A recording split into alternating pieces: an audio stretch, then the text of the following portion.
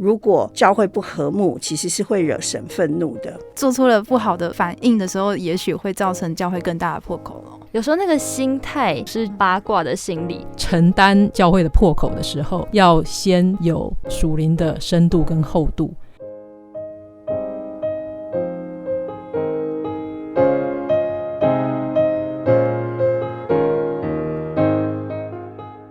接下来我想请大家看到的是，尼希米在面对耶路撒冷的苦难时，他不但为苦难忧伤，而且他在苦难中看见了他的责任，然后开始展开行动。所以我想请问大家的问题是，面对教会的困难或破口的时候，我们的反应或者是态度是什么呢？我想要和大家分享2个我觉得很美好的见证。那这2位都是2个老姐妹。那第一个呢，老姐妹看见了一个教会的问题，也就是在进会堂的时候，会堂的地板都会脏脏的。那因为那间教会的厕所就是在会堂旁边，所以她发现呢，原来大家上完厕所之后，厕所里没有擦手巾，所以洗完手就会甩一甩，再走过去地板就会弄脏。她呢就为了解决这个问题，她会每一次带着干净的毛巾来到教会，那他就会定期的去更换那个可以擦手的毛巾。那从此呢，就真的解决了教会的这样的问题。那甚至他在离世前还交代他的家人继续做这样的事情。那另外一个老姐妹呢，她是因为有类风湿性关节炎，所以他不良于行，他就是没有办法正常的走路，他也没有办法跟着传道和教会去做访问的工作。但是有一次传道在关心他的时候，发现他在家里呢不是闲闲没事做，他就是打电话。他打电话不是去聊天，而是针对今天听到的代祷事项，那一一的去做关心。所以后来呢，其实被他访问的人都非常的感动，就觉得应该是我们要去关心您，就反而是阿姨你来关心我们。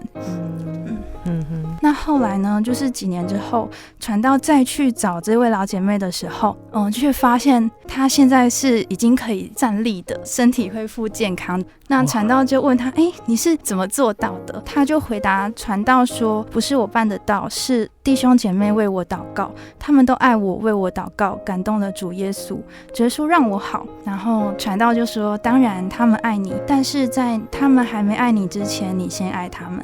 所以真的也是神也看见了他爱大家的心，这个看见真的是一个很重要的议题。可是我们看见了以后，我们要回头来到神的面前。我记得以前去的教会，那当时教会要分社，那我觉得很困扰，因为每次要讲到分社这个议题的时候，其实两边都是为教会好，一边担心的是人力的问题，那另外一边担心的是在我们当地呢，地价很高，如果再不赶快建立，可能将来就变成天价了。可是那个地方确实是福音的良田。那当时呢，我这边听一听，那边听，都觉得很有道理，然后也会跟着参与去讲。那可是就到最后自己非常的混乱，所以有一段时间，其实在灵里是非常的不安的。那后来就想说就要为这样的事情祷告。我就记得在祷告的当中，就是我有一个这样的意念，是神要我把手举起来拿开，不要参手在里面。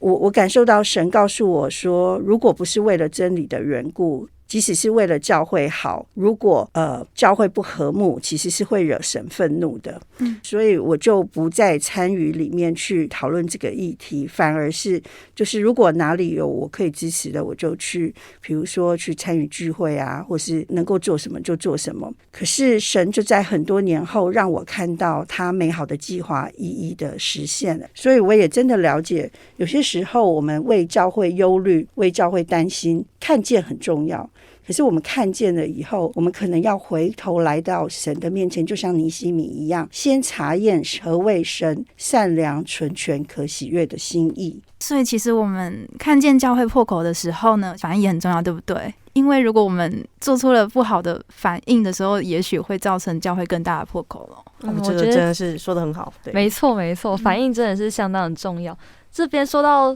看到破口的反应，我就想到一个我需要自我检讨的地方，就是有时候我们看到教会的破口，别人的困难，甚至是别人的软弱的时候，有时候那个心态当下不是觉得说好难过我为你感到伤心，我想要为你祷告。当下我有时候会有的心态真的是，这件事情好有趣哦，好有故事性哦，好想要讲给别人听哦，这种八卦的心理。所以其实看到软弱的时候，应该是要学尼西米，好像刚刚前面提到的分享一样，应该是要想要怎么去帮忙，怎么去协助，怎么去流泪祷告，不是把它当做一件有趣的故事来看。我觉得这是心态的部分。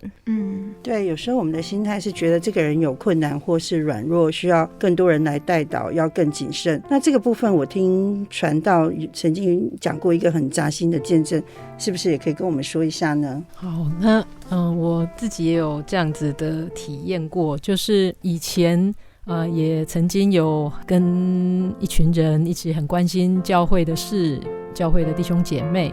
我那时候就会很积极的去了解大家的需要，然后我知道了之后就会再去跟我的好同工讲。但是呢，后来仔细的反省我就发现其实我这样的心态有一点是在用情报，就是我要让我知道人家很多的事情来增加我自己的价值，或者是拿来作为交朋友就是的手段。对的手段，是你好像看起来我们是好同工啊，我们在分享带导事项，但其实呢内心深层其实是有一种心态，就是用这个来作为我们可以交通的素材，然后我们就很有话讲，或者是我就又多知道了一些事情，我好像对教会知道很多事情，我很关心教会。我自己非常深的去反省之后，感觉自己是有这样子的成分在。后来那个同工他有一次也说，其实他不想知道那么多事情，因为他还没有准备好，他知道了一些人的软弱的时候，其实对他打击很大。那所以我才发现，其实我们要去承担一些教会的破口的时候，我们应该要先自己有这个属灵的深度跟厚度。好像一个水坝，它在要装越多的水的时候，它下面的墙是要越厚，所以水坝的切面来看，它是一个 T 字形，所以就是越下面它越宽，慢慢的上去才变窄。我们自己要来承担教会的软弱，或者要去看见教会的破口，要能够做出对教会、对彼此、对自己都能够有造就的反应的话，其实是取决于我们平常是不是够有深度的与神的交通，对神的话有更深刻的默想，然后对神的心肠有更多的触摸。那这样子才能够让我们在看见教会破口的时候，有真的带来造就的反应。那像刚才启真分享的2个见证，那2位老姐妹就是做出了非常令人感动的反应因为他们并不是看见这样然后就产生的反应是问植物会你们做什么或者是在那里说你们这些人怎么没有想到这样会让神的家怎么样啊，就是他们的反应其实是站出来想我可以做什么，安静的去做，然后私下的去劝勉，温柔的来呼唤。那我觉得这一些的反应其实反映出我们自己灵修灵性的状况。那我们今天讨论的方向呢，就大概是看见教会破口的地方。那对于我们自己的信仰的部分呢，因为我们每一个人就是教会最小的单位嘛，那我们是不是有看见自己的破口？那我们应该要如何重建呢？关于如何重建，我自己的方式就是从每天的灵修开始。我们都说圣经1天读1章，3年读1遍，然后1天读3章，1年就读完1遍了这样。那一开始自己在读经的时候也会觉得3章太多了啦所以我一开始其实是从1章1章慢慢的这样子读。那祷告的时间也是从5分钟、15分钟、半个小时、1个小时这样。对，所以因为我们都是很软弱的，就是我们靠自己的意志力，就是坚持是没有办法的，就是唯有就是跪下来，然后认罪悔改，然后祈求，抓着神的应许，然后重新再一次的站起来。我想就是延续舒雅的分享，因为可能像马大是第一代信徒，所以就是有很强烈的历经生命的转折。好，那所以他认识神的时候就真的体验到神的大能。那可是像我是1.5代信徒，就是我是10岁的时候跟着妈妈来慕道，等于有一点已经算是蛮小信主的。那所以我说真的，如果我们是主要是来自于父母的这个信仰，我们自己必须要再历经一次信仰的重建跟转折。那我的开始也是跟舒雅一样，然后他其实是大概在我20几出头岁的时候就突然想改变，然后就真的开始每天有固定时间的读经祷告，然后整个生命就是发现改变。包括以前看不懂圣经，然后读圣经发现有很多的亮光。以前觉得祷告不太进去，然后祷告很无聊，然后也感觉不到神的回应。到后来会觉得，如果祷告配合读经，有时候祷告的时候虽然听不到神的声音，